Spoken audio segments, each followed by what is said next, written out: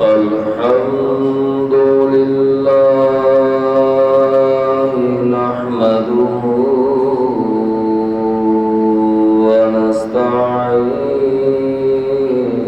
ونستعينه ونؤمن به ونتوكل عليه ونعوذ بالله من شرور أنفسنا ومن سيئات أعمالنا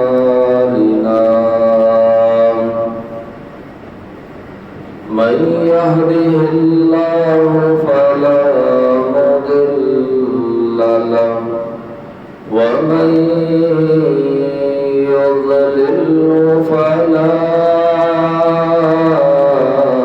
هادي له ونشهد أن لا إله إلا الله وحده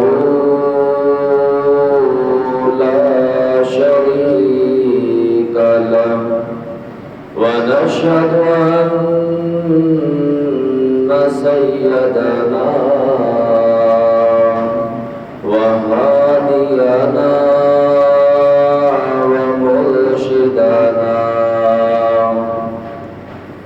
ومرشدنا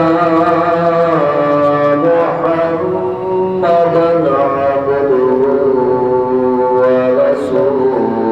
ورسوله أما بعد فإن أحسن الحديث كتاب الله وأحسن الهدي هدي محمد صلى الله عليه وسلم وشر الأمور محدثاتها وكل محدثة بدعة وكل بدعة ضلالة وكل ضلالة في النار أما بعد فأعوذ بالله من الشيطان الرجيم بسم الله الرحمن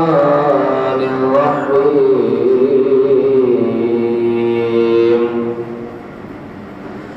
تبارك الذي بيده الملك وهو على كل شيء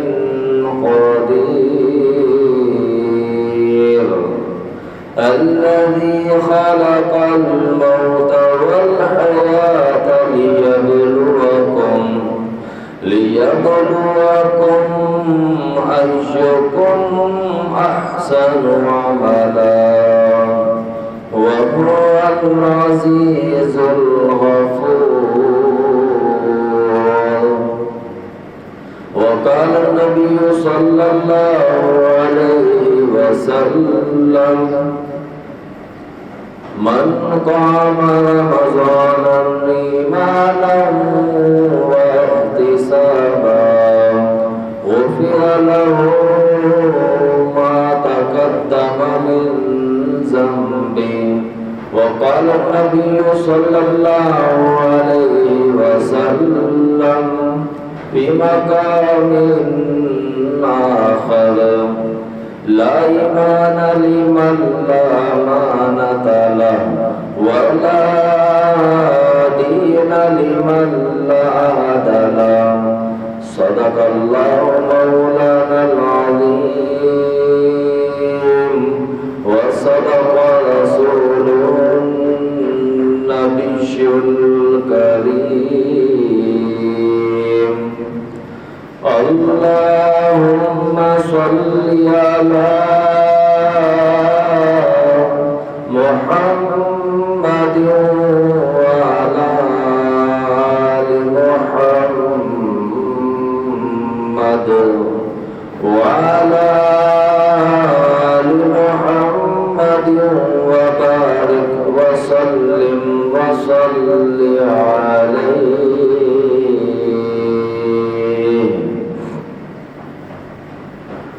حمد و ثنا اللہ جل جلالہ کے لیے، درود و سلام امام الانبیاء حبیب خدا فخر انسانیت محسن عادات، یعنی دشمنوں کے بھی محسن، پتھر مارنے والوں کو دعائیں دینے والے، پیغمبر اعظم، امام اعظم، ہادی اعظم، مرشد اعظم اور پوری کائنات کے قائد اعظم جناب محمد رسول اللہ صلی اللہ علیہ وآلہ وسلم کے لیے بڑے پیارے پیارے بھائیوں، دوستوں، بزرگوں، قابل سب احترام ماں بہنوں، عزیز طلبہ کرام و معززات طالبات، دعا ہے اللہ مالک الملک اپنی رضا و رحمت کے ساتھ ہم سب کا رمضان المبارک کے اس تیسرے جمعۃ المبارک میں جمع ہونے کی سعادت جو اللہ نے عطا فرمائی ہے، یہ قبول و منظور فرمائے، اور زیادہ سے زیادہ اس رمضان الماہ مبارک کے مہینے میں ہمیں نیکیاں، صدقات، خیرات، اللہ کو راضی کرنے والے وہ سارے اعمال انجام دینے کی توفیق عطا فرمائے۔ 29واں پارے کی پہلی سورت کی چند آیات آپ کے سامنے تلاوت کی ہے۔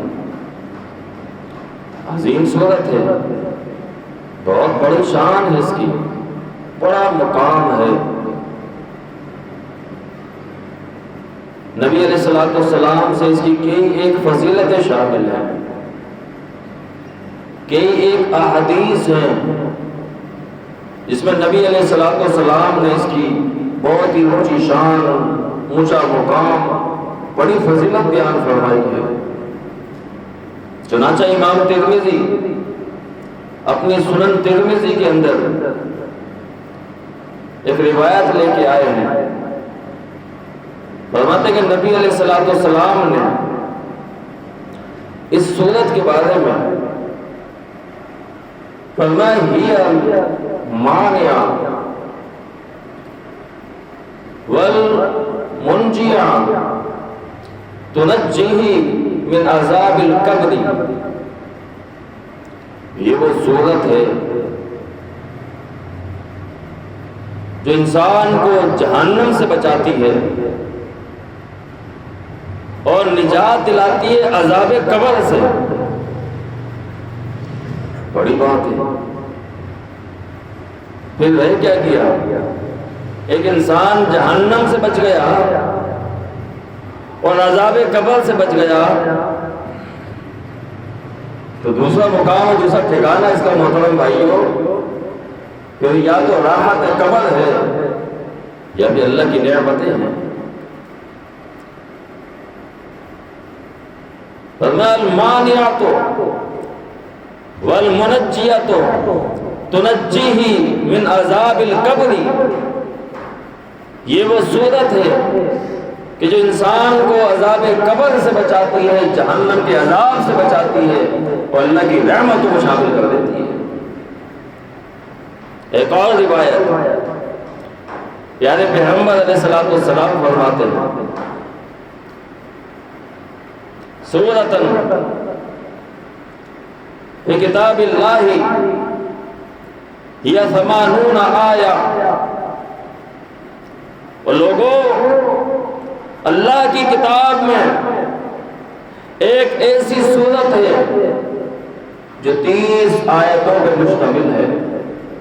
30 آیہ، 30 آیتوں پر مشتمل ہے، نہ کم نہ زیادہ۔ اور آپ علیہ السلام نے فرمایا کہ اپنے پڑھنے والے کو اخرجتہ من عذاب النار وادخلتہ فی الجنہ، اپنے پڑھنے والے کو جہنم سے بچا کر جنت میں لے کے جانے والی ہے۔ فرمایا لوگوں وَهِيَ سورۃ الملک، اور اس کا نام سورہ ملک ہے۔ اللہ اکبر، اللہ اکبر۔ تیسری روایت سیدنا جابر بن عبداللہ رضی اللہ تعالیٰ عنہ فرماتے ہیں کہ کان رسول اللہ صلی اللہ علیہ وسلم لا ینام حتی یقرأ، آپ علیہ الصلوۃ والسلام سوتے نہیں تھے جب تک کہ آپ یہ سورتیں نہ پڑھ لیتے، الف لام میم تنزیل وتبارک الذی بیدہ الملک، یہ دو سورتیں، الف لام میم تنزیل سورہ سجدہ، وتبارک الذی بیدہ الملک سورہ ملک۔ جب تک آپ یہ دو سورتیں نہ پڑھ لیتے آپ سوتے نہیں تھے، ان کو پڑھتے تھے، پھر پڑھنے کے بعد آپ سو جاتے تھے۔ کیوں؟ سورہ سجدہ کے اندر عملی شرک کی نفی ہے، شرک عملی اس کی نفی کی گئی ہے، اور سورہ ملک کے اندر اعتقادی شرک کی نفی کی گئی ہے۔ جب تک آپ ان دونوں شرک کی نفی نہیں فرما دیتے، اعتقادی شرک بھی عملی شرک بھی، جب تک آپ سوتے نہیں تھے۔ ہر پڑھنے والا جب ان دو سورتوں کو پڑھے گا تو وہ اس بات کی گارنٹی دیتا ہے، اس بات کی گواہی دیتا ہے کہ اللہ میں اعتقادی شرک سے بھی تیری پناہ پکڑتا ہوں اور عملی شرک سے بھی تیری پناہ میں آتا ہوں، میں ان دونوں شرک کی نفی کرتا ہوں۔ جب اس دونوں شرک کی اس نے نفی کی، اللہ اکبر اللہ، تو پھر یہ توحید پہ آ گیا، اور جب یہ توحید پہ آ گیا، اب اگر اس کی موت ہو بھی گئی، جان نکل بھی گئی، تو یہ عین توحید پہ مرے گا، عین توحید پہ اس کی موت ہوگی۔ اللہ رب العالمین نے دوسرے مقام پہ کیا فرمایا ہے؟ اس کے آیت کے مصداق فرمایا یا ایھا الذین آمنوا اتقوا اللہ ولا تموتن، یا ایھا الذین آمنوا اتقوا اللہ حق تقاتہ ولا تموتن الا وانتم مسلمون۔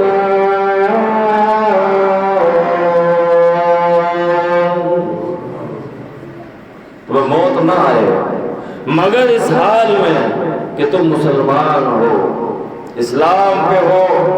تو جو بندہ یہ سورتیں پڑھتا ہے، سورہ سجدہ اور سورہ ملک، گویا کہ اس بات کی گواہی دے رہا ہے اللہ میں مسلمان ہوں، میں موحد ہوں، میں شرک سے بیزار ہوں، اور اگر اس کی موت آ بھی گئی تو انشاءاللہ العزیز سیدھا جنت جائے گا۔ پھر پیارے پیغمبر علیہ الصلوۃ والسلام نے اس کی ایک اور فضیلت بیان فرمائی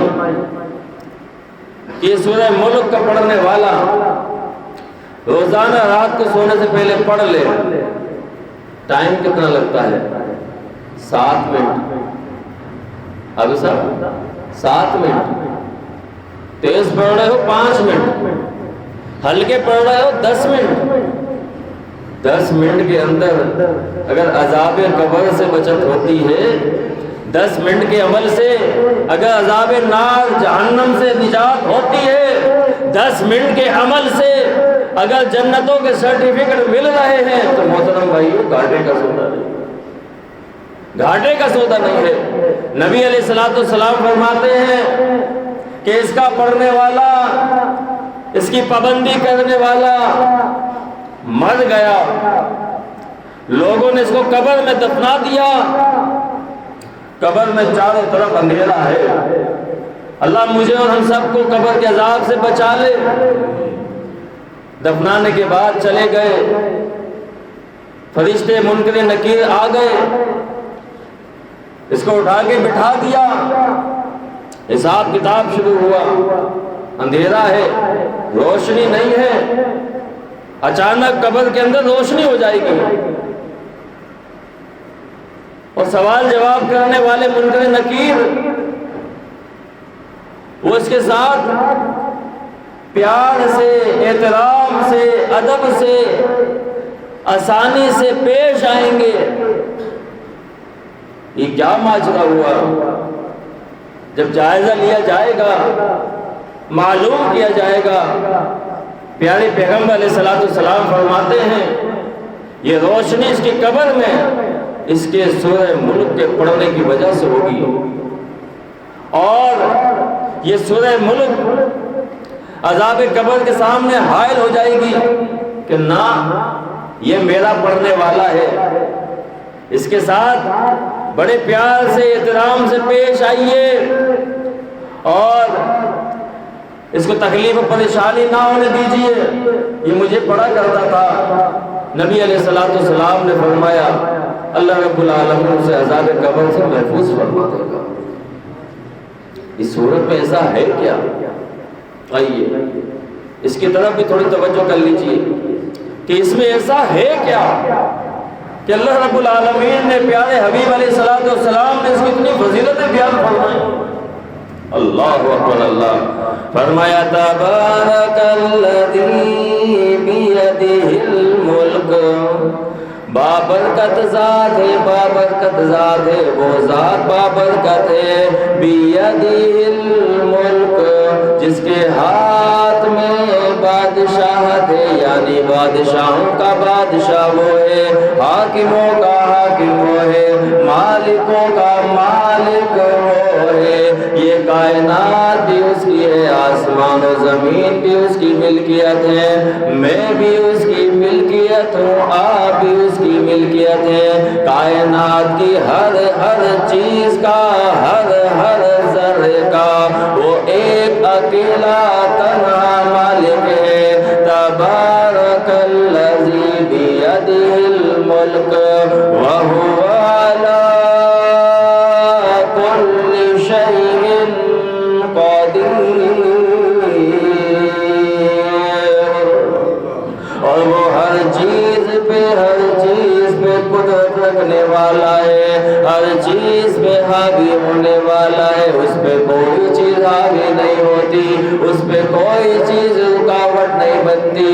وہ مالکوں کا مالک ہے، بادشاہوں کا بادشاہ ہے، جیسا چاہتا ہے ویسا کر لیتا ہے، اسے کوئی پوچھنے والا نہیں ہے۔ آج میں اور آپ کچھ کام کر لیں، پوچھنے والے کھڑے ہو جاتے ہیں، سمجھانے والے کھڑے ہو جاتے ہیں، بتانے والے کھڑے ہو جاتے ہیں، کام کا بیڑا غرق بھی ہو جاتا ہے، لیکن وہ ذات، اس کی ذات میں برکت ہی برکت ہے، اس کے کام میں برکت ہی برکت ہے۔ برکت کا معنی یہی ہوتا ہے نا کہ اس کام کو اچھے انداز سے کر دیا جائے، اس میں کوئی شگاف ہو، کوئی ناکامی نہ ہو، کوئی نقصان کی چیز نظر نہ آئے۔ تبارک الذی بیدہ الملک وہو علی کل شیء قدیر،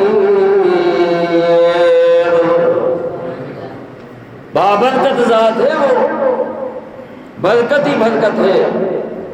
جب ذات بابرکت ہے تو اس کا کوئی کام بے برکت کیسے ہو سکتا ہے؟ اسی بات کی تعلیم پیارے حبیب علیہ السلام نے مجھے اور آپ کو دی ہے کہ آپ بھی اپنے کاموں میں اگر برکت چاہتے ہو، اپنے کاموں کو بابرکت بنانا چاہتے ہو، نفع مند بنانا چاہتے ہو، فائدے مند بنانا چاہتے ہو، تو اس میں برکت پیدا کرنے کی کوشش کرو۔ اللہ جی برکت کیسے پیدا ہوگی؟ آپ علیہ السلام نے فرمایا جو بھی کوئی کام کرو بسم اللہ سے شروع کرو، اللہ کے نام سے شروع کرو۔ جو کام اللہ کے نام سے شروع کیا جاتا ہے، چونکہ اللہ بھی بابرکت ہے، اللہ رب العالمین کا نام لینے کی وجہ سے وہ کام بھی بابرکت بن جاتا ہے۔ تبارک الذی بیدہ الملک وہو علی کل شیء قدیر الذی خلق الموت والحیاۃ لیبلوکم ایکم احسن عملا وہو العزیز الغفور۔ فرمایا وہ ذات جو بادشاہ ہے، اس کے علاوہ کوئی بادشاہ نہیں ہے، وہ ذات جو حاکم ہے، اسی کی حاکمیت چلنے والی ہے، اسی کی بادشاہت ہے، اسی نے زندگی کو بھی پیدا فرمایا ہے، اسی نے موت کو بھی پیدا فرمایا ہے۔ اس موت کا زندگی کا خالق بھی وہ ہے، ہر چیز کا مالک بھی وہ ہے۔ پیارے حبیب علیہ السلام فرماتے ہیں اللہم لا مانع لما اعطیت ولا معطی لما منعت ولا ينفع الجد الجد منک الجد۔ اللہ جی جسے آپ دینا چاہیں اسے کوئی روک نہیں سکتا، جسے آپ روک لیں اسے کوئی دے نہیں سکتا۔ نہ آپ کے مقابلے میں کسی نفع والے کا نفع کام دے گا، نہ آپ کے مقابلے میں کسی نقصان پہنچانے والے کا نقصان کام دے گا۔ آپ ہی کی بادشاہی اعلیٰ ہے۔ الذی خلق الموت والحیاۃ، وہی ذات ہے جس نے موت کو بھی پیدا فرمایا، وہی ذات ہے جس نے حیات کو بھی زندگی عطا فرمائی، حیات کو بھی پیدا فرمایا۔ یہ پیدائش کے معاملات اللہ جی نے کیوں فرمائے؟ پہلے موت کا ذکر فرمایا، بعد میں حیات کا ذکر فرمایا۔ الذی خلق الموت، پہلے موت کا ذکر فرمایا ہے۔ ہونا تو یہ چاہیے تھا کہ پہلے زندگی کا ذکر ہوتا، چونکہ بعد میں موت ہوتی ہے۔ نا نا نا نا نا نا نا، پہلے اللہ رب العالمین نے موت کا ذکر کیوں فرمایا؟ اس لیے کہ پہلے ہم سب مرے ہوئے تھے، پہلے سب مرے ہوئے تھے، بعد میں اللہ رب العالمین نے ہمیں زندگی عطا فرمائی ہے۔ اور پھر اس کا یہ بھی معنی ہے کہ دنیا کی زندگی کو موت تصور کیا گیا ہے، یہ حیات نہیں ہے۔ حیات زندگی والی اصل زندگی تو جنتوں کی زندگی ہے، آخرت کی زندگی ہے، اسے زندگی کہا گیا ہے۔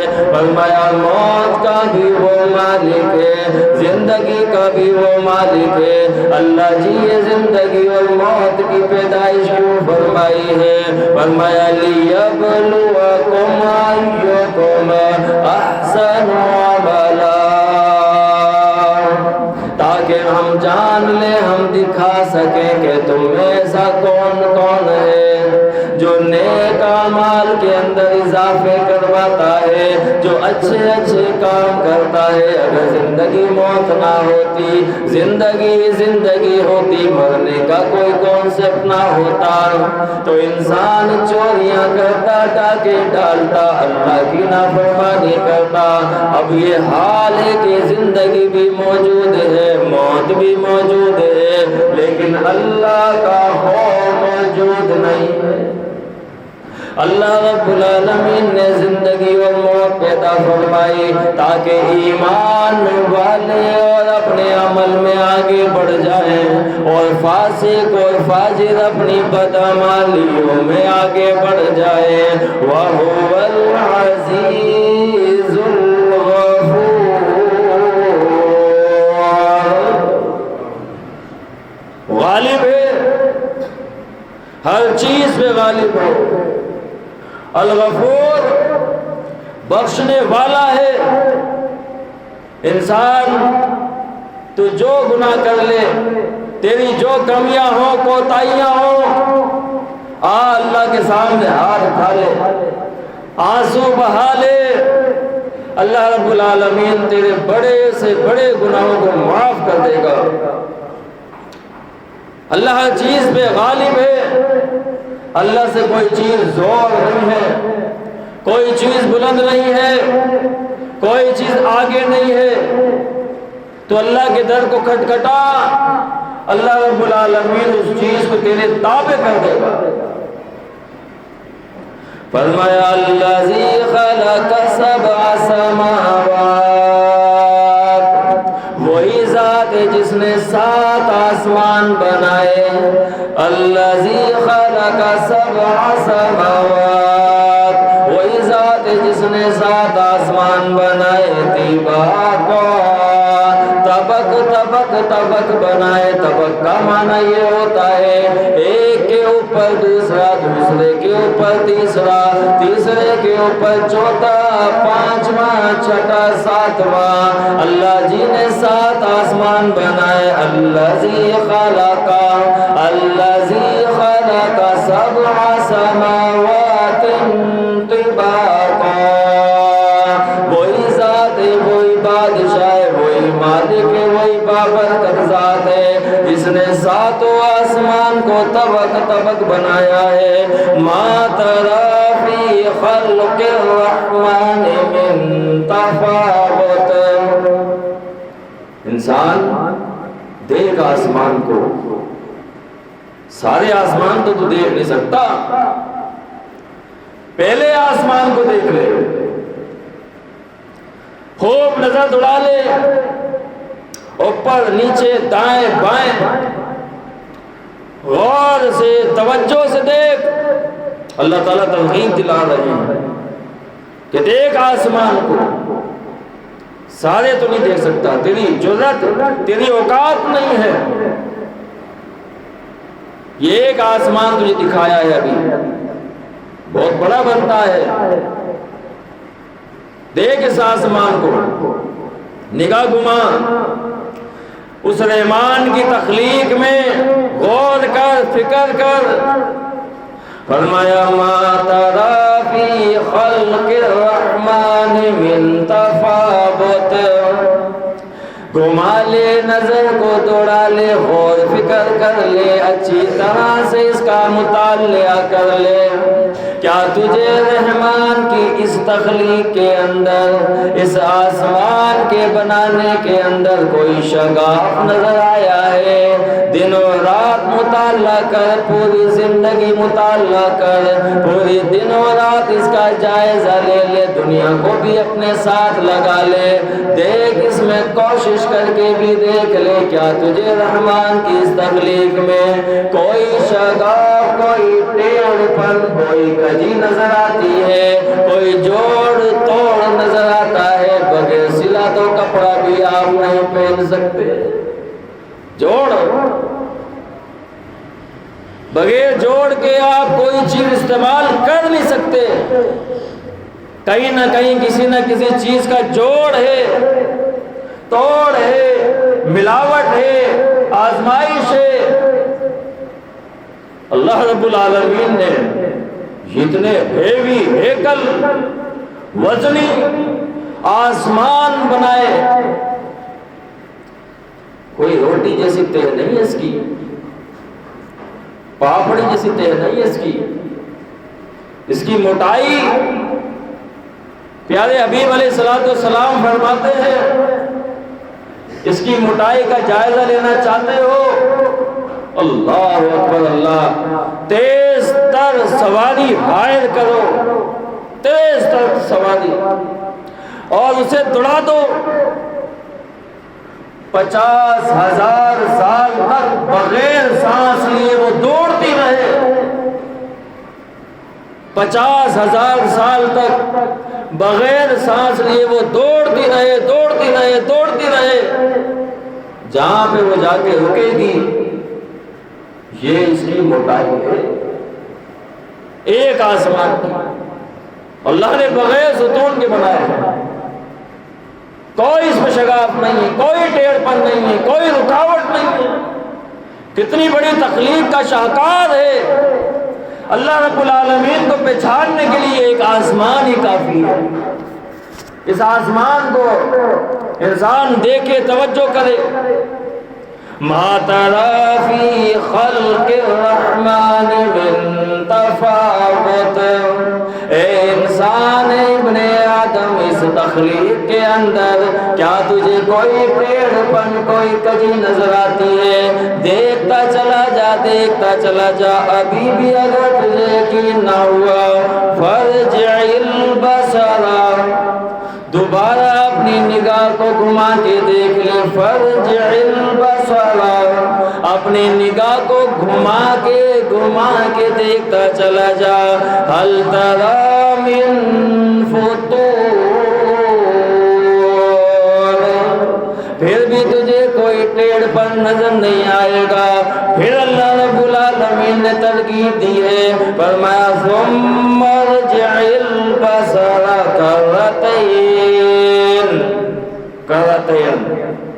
کرتین کا معنی ہوتا ہے بار بار لگاتار دیکھتا ہی رہے، ایک بار نہیں، کرتین بار بار دیکھ، اللہ کو پہچان۔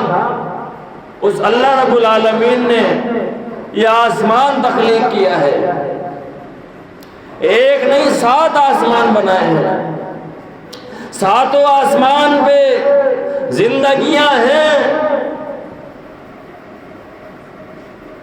اللہ کا شاہکار دیکھ، اللہ کو پہچاننے میں مدد ملتی ہے۔ اللہ کی نشانیاں دیکھ کے ایمان والے ان کے ایمان بڑھ جاتے ہیں۔ اس آسمان کو چیک کر، دیکھ، اس کا مطالعہ کر، اس کا جائزہ لے، تسلی نہ ہو دوبارہ دیکھ، تسلی نہ ہو بار بار دیکھ۔ اللہ فرماتے ہیں پھر کیا ہوگا؟ ہم تجھے بتاتے ہیں، ہم تجھے بتاتے ہیں پھر تیرے ساتھ ہوگا کیا؟ فرمایا ینقلب الیک البصر خاسئا وهو حسیر، تو دیکھتا رے دیکھتا چلا جا، پھر بھی تیرا کام نہ بنے گا، تجھے کوئی ٹیڑھ پن نہ ملے گا، کوئی کجی نہ ملے گی، کوئی اس میں جوڑ توڑ نہیں ملے گا۔ ینقلب الیک البصر، یہ تیری نگاہ واپس لوٹ کر تیرے پاس آ جائے گی، تیرے پاس لوٹ کر آ جائے گی، خاسئا وهو حسیر، تھکی ہوئی نگاہ لوٹ کے آئے گی، اور تو ہو جائے گا زمانے کے اندر ذلیل و خوار، ذلیل ہو جائے گا۔ اللہ کے معاملے میں جس نے چھیڑ چھاڑ کرنے کی کوشش کی ہے، اللہ رب العالمین نے اسے ذلیل کر چھوڑا ہے، خوار کر چھوڑا ہے۔ جو بھی اللہ کے دین میں، اللہ کی نشانیوں میں چھیڑ چھاڑ کرے گا، اللہ کی کتاب میں، نبی کے فرمان میں، اللہ تعالیٰ اس کا نام صفحہ ہستی سے مٹا دے گا۔ انسان دیکھ، تیری آنکھ لوٹ کے آئے گی تھکی ہوئی، تھکی بھی آنکھ کیسی ہوتی ہے؟ تھکی بھی آنکھ ایسی ہوتی ہے 2-3 دن آپ سوئے نہیں، اور پھر آپ کو کسی جگہ کھڑا کر دیا جائے کہ آپ نے یہاں پہ ڈیوٹی دینی ہے۔ اللہ اکبر، کتنے ساتھی تو ایسے ہوتے ہیں نا، جمعے کی نماز میں درس چل رہا ہوتا ہے نا، خطبہ چل رہا ہوتا ہے، یہ تھکے بھی آنکھ کی ہلکی جھلک ہے کہ انسان کی پوری باڈی کو جھٹکے لگ جاتے ہیں، اور تھوڑی سی وہ جھٹکا آ جائے تو اس کی باڈی گر جاتی ہے. ایسا بھی دیکھا ہے. اللہ فرماتے ہیں تیری آنکھ تھک جائے گی, تجھے کوئی کجربی کوئی ٹیڑھ پن نہیں ملے گا. سبحان اللہ سبحان اللہ. یہ ہے اللہ کا شاکر. اور پھر بات یہ پہ نہیں کی, اب کچھ اس آسمان کی اللہ تعالیٰ نے خاصیت بیان فرمائی. فرمایا وَلَقَدْ زَيَّنَّا السَّمَاءَ الدُّنْيَا بِمَصَابِيحَ.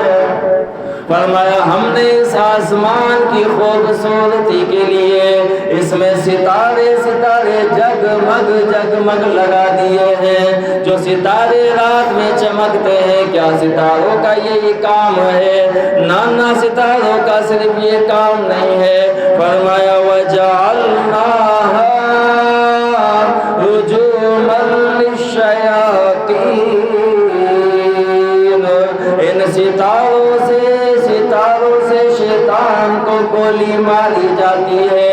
ان ستاروں سے شیاطین کو چماٹے کرائے جاتے ہیں. ان ستاروں سے شیاطین کو موچڑے کرائے جاتے ہیں. رجوما للشیاطین وَأَعْتَدْنَا لَهُمْ عَذَابَ السَّعِيرِ. آسمان کے اندر لگی ستاروں کے جو سب سے بڑا کام ہے, ایک تو یہ کہ اس آسمان کی اس نے رونق بڑھا دی ہے. آج کل نا ہماری مائیں بہنیں کپڑے لیتی ہے نا, تو ان کو کافی نہیں لگتا, تو پھر کیا کرتی ہیں؟ ستارے لگاتی ہیں, بوٹی لگاتی ہیں, بیلے لگاتی ہیں. کیوں؟ اس لیے کہ کپڑے کے اندر اور نکھار آ جائے. اچھا جی, دکھانا کس کو ہے؟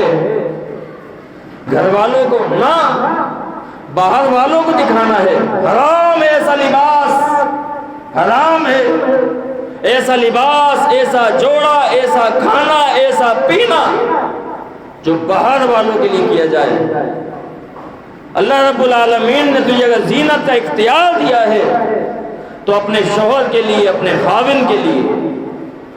اللہ رب العالمین نے آسمان کو زینت بخشی ہے ساری کائنات کے لیے, اسے چمکا دیا ہے, جگمگ جگمگ کرتا ہے. ایک کام تو اس کا یہ ہے. دوسرا کام اس کا کیا ہے؟ یہ شیطان کو مارنے کے کام آتا ہے. شیطان کو مارنے کے کام آتا ہے. حدیث میں آتا ہے جب شیاطین جاتے ہیں آسمان پر سننے کے لیے, تو وہاں سے ان کو یہ ستارے زور سے ان کے پاس پڑتے ہیں, یہ جل جاتے ہیں, بھن جاتے ہیں, آگے نیچے گرتے ہیں. ایک کام ان کا اور ہے. وہ کام کیا ہے؟ یہ راستہ دکھاتا ہے. راستے دکھاتے ہیں. آپ بولیں گے جناب اچھا ٹھیک ہے, پھر آج جامعہ مسجد طیبہ سے ہم نکلیں گے رات کو اور پھر ستارے سے دیکھتے ہوئے چلیں گے کہ 7 نمبر جانا ہے, 8 نمبر جانا ہے, وہ کیسے دکھائے گا؟ نا, اتنی تو عقل اللہ تعالیٰ نے تجھے مجھے دی ہے. کبھی سمندر کا سفر کر, رات ہو جائے, کنارہ نظر نہیں آتا. جہاز کیسے چلتا ہے, کشتی کیسے چلتی ہے. اب تو جدتیں ہیں, ٹیکنالوجی ہے. پہلے کے لوگ بھی آدم علیہ السلام کے زمانے سے لوگ سمندری دریائی سفر کر رہے ہیں. وہ کیسے کرتے تھے؟ کبھی صحرا میں جا, جہاں پہ کوئی کنارہ, کوئی دائیں بائیں موڑ توڑ نظر نہ آتا ہو. پہلے بھی لوگ ریگستانی سفر کرتے تھے. وہاں پہ یہ ستارے اللہ تعالیٰ کی طرف سے معاون ہوتے ہیں. اس کا علم رکھنے والے, آج تو ان کو غلط طریقے سے استعمال کیا جاتا ہے. علم نجوم, پیشن گوئیاں, حالات بتانا, یہ ہفتہ آپ کا کیسا رہے گا, یہ مہینہ آپ کا کیسا رہے گا, آنے والا سال آپ کا کیسا ہوگا. استغفر اللہ. جس مقصد کے لیے بنائے گئے تھے اس مقصد سے ہٹ کے ہم نے اپنے کاروبار دھندے کھول لیے ہیں. یہ راستے بتاتے ہیں. اور یہی مثال ہے پیارے پیغمبر علیہ السلام کے صحابہ کی. نبی علیہ السلام نے فرمایا صحابہ النجوم, میرے صحابہ نجوم ستاروں کے مانند ہیں۔ اللہ اکبر اللہ، فرمایا میرے صحابہ ستاروں کے مانند ہیں۔ ستاروں کی مثال کہا گیا جو کوالٹی اللہ رب العالمین نے آسمان کے ستاروں کی رکھی ہے، پہلا نشانی کہ وہ خوبصورتی کا باعث بنتے ہیں، دوسری نشانی شیاطین کو مارنے کے کام آتے ہیں، تیسری نشانی لوگوں کو راستہ دکھاتے ہیں۔ یہی مثال، یہی شان میرے تیرے صحابہ کی ہے، پیارے پیغمبر کے صحابہ کی ہے کہ وہ بھی خوبصورتی کا باعث بنتے ہیں۔ جب نبی علیہ السلام کے دائیں بائیں ہوتے ہیں تو خوبصورتی کا اضافہ بن جاتے ہیں، اور پھر لوگوں کو ہدایت کا بھی ذریعہ بنتے ہیں، اور پھر شیاطین ان کے سامنے آنے سے کترانے لگ جاتے ہیں۔ کاش وہ وقت ہوتا کہ میں اور آپ اس زمانے میں ہوتے، ایمان کی حالت میں ہوتے، وہ سارے منظر نوٹ کر رہے ہوتے، دیکھ رہے ہوتے۔ اللہ اکبر اللہ۔ نبی دا زمانہ ہوندا، نبی دا زمانہ ہوندا، وقت سہانا ہوندا، حسنین و حسن دا سامنے نانا ہوندا، مدنی دی دید ہوندی، مدنی دی دید ہوندی، اکھیاں دی عید ہوندی، مدنی دی دید ہوندی، اکھیاں دی عید ہوندی، مسجد نبوی وچ نت آنا جانا ہوندا، حسن و حسین دا سامنے نانا ہوندا، میں میزبان ہوندا، میں میزبان ہوندا، سوہنا مہمان ہوندا، میں میزبان ہوندا، سوہنا مہمان ہوندا، کسی شام میرے گھر مدنی دا کھانا ہوندا، حسن و حسین دا سامنے نانا ہوندا، زہرا دے لاڈ لانو جنتی شہزادیانو، زہرا دے لاڈ لیانو جنتی شہزادیانو، چم چم سینے لاندا، راضی دیوانہ ہوندا، حسن و حسین دا سامنے نانا ہوندا۔ اور آخری شعر ہے، فرمایا آمین میں تر جاندہ، آمین میں تر جاندہ، تیبہ وچ مر جاندہ، آمین میں تر جاندہ، مدنی تے وچ مر جاندہ، پڑھدا جنازہ سونا، پڑھدا جنازہ سونا، انج میں روانہ ہوندا، حسن و حسین دا سامنے نانا ہوندا۔ اللہ اکبر۔ کاش یہ زمانہ ہوتا۔ نبی علیہ السلام فرماتے ہیں صحابہ میرے ستاروں کے مانند ہیں، اور ستاروں پہ جو بھوکے گا، جو تھوکے گا، جو گالی دے گا، جو گفتار کرے گا، جو بکواسات کرے گا، اللہ رب العالمین فرماتے ہیں ینقلب الیک البصر وہو خاسع حسیر، فرمایا پھر تیری نظر لوٹ کے تھکی ہوئی لوٹ کے تیرے پاس آئے گی، خاسع وہو حسیر، اور تجھے زمانے کے اندر منہ چھپانے کی کوئی جگہ نہیں ملے گی۔ باتیں بہت ہیں، وقت اس کی اجازت دیتا ہے۔ یہ سورہ ملک ہے، اس کا اہتمام کیجئے، خود بھی پڑھیے، ترغیب دلائیے۔ اللہ رب العالمین سے دعا ہے اللہ تعالیٰ سمجھ کی عمل کی توفیق عطا فرمائے۔ اقول قولی ھذا استغفر اللہ لی ولکم ولسائر